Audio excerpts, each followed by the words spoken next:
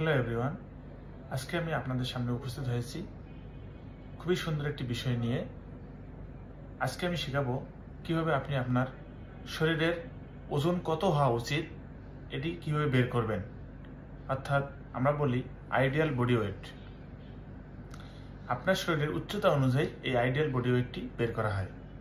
যেমন আমি যদি বলি আমার উচ্চতা 5 ফুট 8 ইঞ্চি, তাহলে আমার আদর্শ ওজন কত হওয়া উচিত?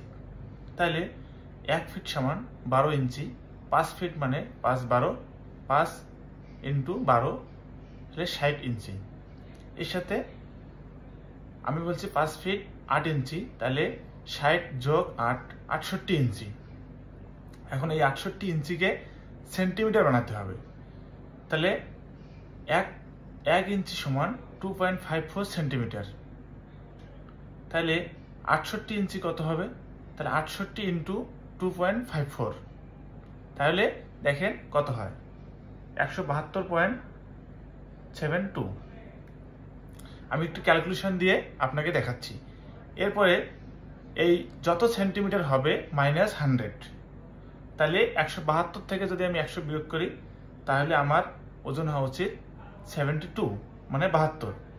তো এভাবে প্রতিটি মানুষের ক্ষেত্রেই আপনি এই ওজনটি বের করতে পারবেন, এই আদর্শ শারীরিক ওজন।